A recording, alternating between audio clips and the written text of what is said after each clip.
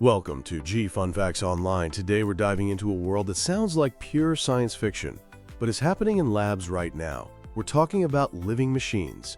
Robots built not just from metal and plastic, but from living, breathing cells.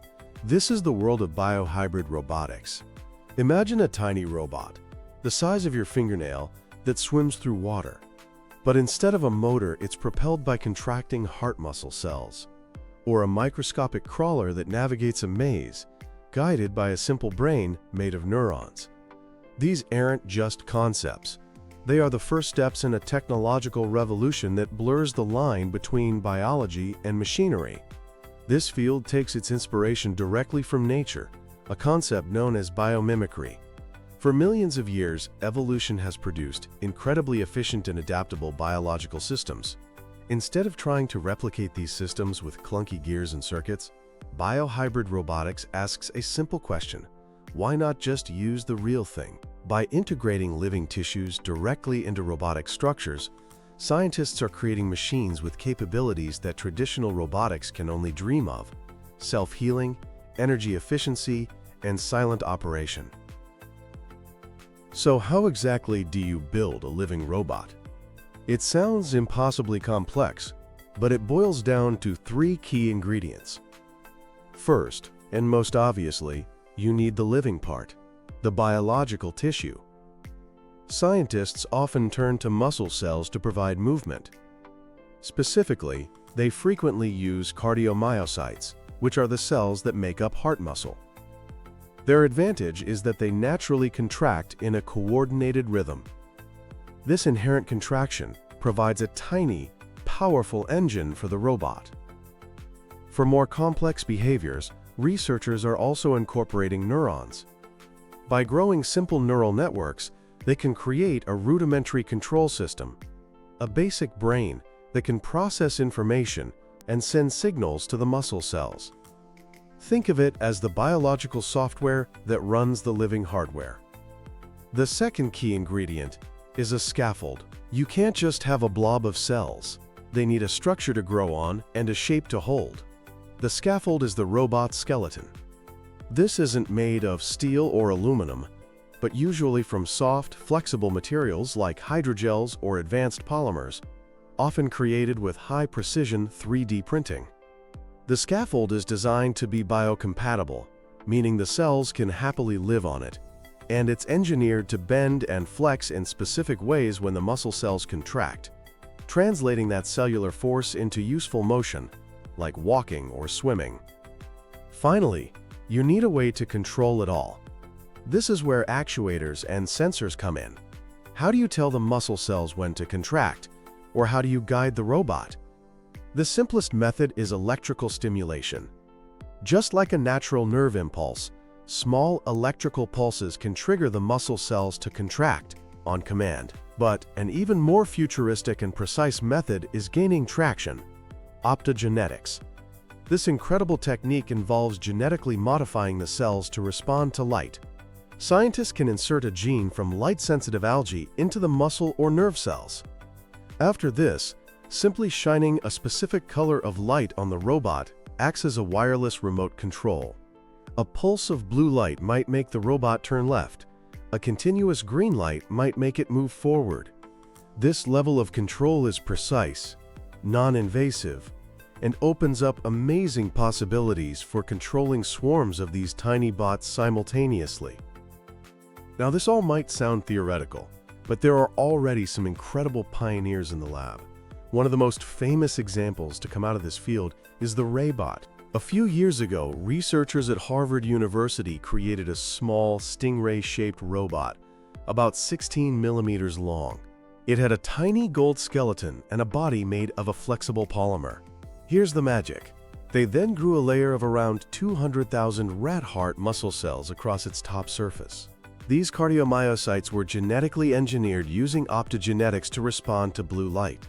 When the researchers flashed pulses of blue light, the cells would contract in a wave, causing the ray's fins to flap up and down, propelling it through a nutrient-rich liquid. By using different frequencies of light and targeting either the left or right side of the robot, they could make it swim straight or guide it through a simple obstacle course. It was a stunning demonstration of light-controlled living machinery. Another great example comes from the University of Illinois with their walking biobots. These are even simpler in design, often looking like a tiny U-shaped staple, less than a centimeter long.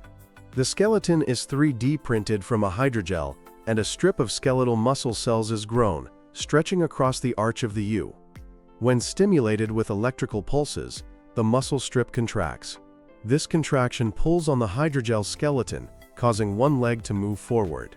When the pulse stops, the muscle relaxes, and the springiness of the hydrogel brings it back to its original shape, ready for the next step. By pulsing the electricity, they can make these tiny biobots walk across a surface. Of course, the technology is still in its infancy. These early models face significant challenges. They typically have very short lifespans, sometimes only a few days or weeks. And they are incredibly delicate. They must be kept in a carefully controlled environment, like a high-tech petri dish, filled with a warm, nutrient-rich broth to keep the cells alive. They're not exactly ready to walk out of the lab door and explore the world on their own. But these early creations are the critical proof of concept, paving the way for what's next. And this is where things get really mind-blowing. The next giant leap for biohybrid robotics is to give them more sophisticated brains. The current biobots are like puppets, following simple, pre-programmed commands. But future research is intensely focused on integrating larger, more complex networks of neurons directly into the robot structure. The goal is to move beyond simple reflexes and create a genuine form of biointelligence. Imagine a biohybrid robot that isn't just following a light or an electrical pulse, but can actually sense its environment, learn from its experiences, adapt its behavior, and make complex decisions on its own.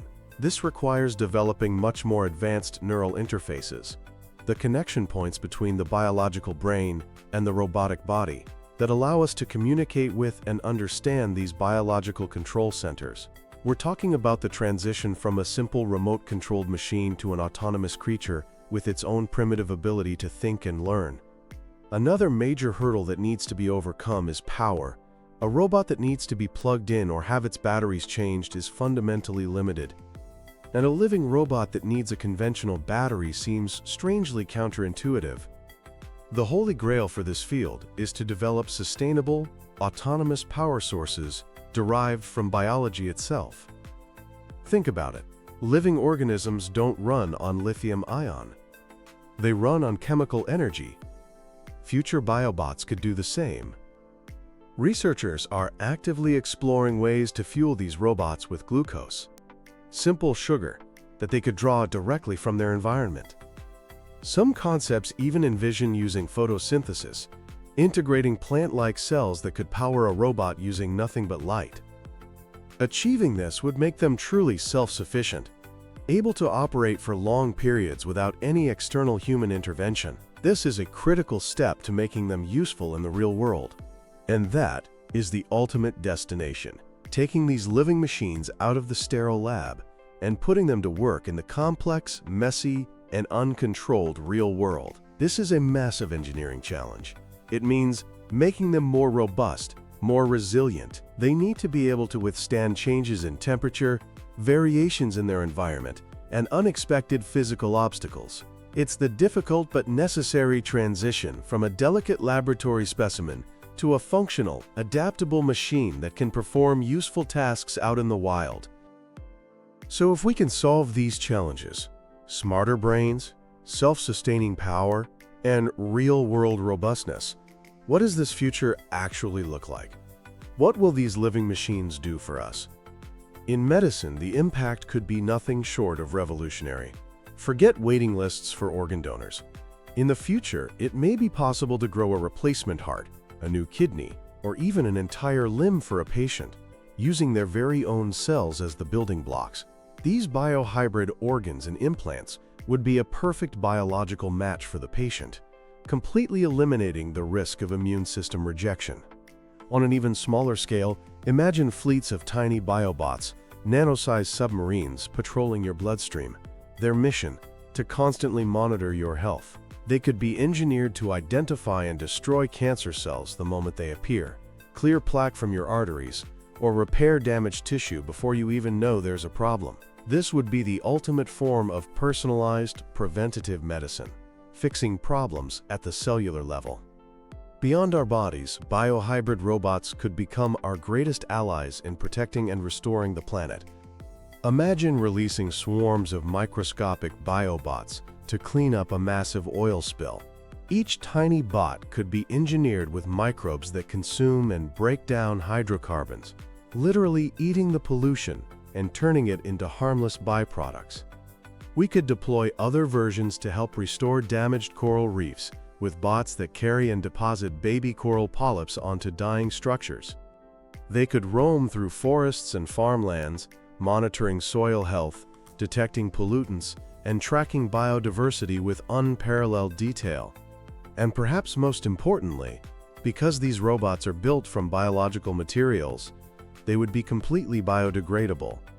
When their job is done, they would simply decompose and return to nature, ensuring that the solution to one environmental problem doesn't become the next source of global pollution. This technology will also fundamentally redefine our relationship with machines themselves. As we become masters of creating seamless interfaces between electronics and living neurons, we will unlock incredible new ways to connect our minds directly to our technology. This could lead to prosthetic limbs that aren't just functional, but are controlled with the same intuitive, thought-based ease as a natural arm or leg. The user would simply think about moving their fingers, and the biohybrid hand would respond. This could expand to controlling highly complex robotic systems, flying drones, or even interacting with our computers, all just by thinking. The traditional barriers between thought and action, between the human mind and the machine world, will begin to dissolve. Of course, as we stand on the cusp of this incredible technological revolution, we have to pause and ask some very profound and serious questions. As we create machines that are part living and part artificial, we are forced to confront fundamental questions about the nature of life itself. If a biobot has a complex neural network, can learn from its experiences and makes autonomous decisions, is it conscious? Where do we draw the line? At what point does a machine stop being just a tool and start becoming a creature? And if it is a creature, what rights would it have? What are our ethical responsibilities as its creators? This isn't just a challenge for scientists and engineers in a lab. It's a deep ethical and philosophical challenge for all of society. We need to have a broad, inclusive, and global conversation about the potential risks and benefits of this technology. We must establish clear ethical guidelines and regulatory frameworks to ensure that biohybrid robotics is developed and used responsibly for the good of humanity and the planet. The journey into the world of biohybrid robotics is a journey into the very heart of what it means to be alive. It's a field that is constantly pushing the boundaries of our knowledge, challenging our most basic assumptions, and opening up a universe of new possibilities for the future. The living machines that are emerging from laboratories around the world are more than just technological marvels. They are a testament to the power of human ingenuity and a glimpse into a future where the synergy between biology and technology creates a world that is more sustainable, more humane, and more alive than we can currently imagine. Thanks for listening to G Fun Facts Online.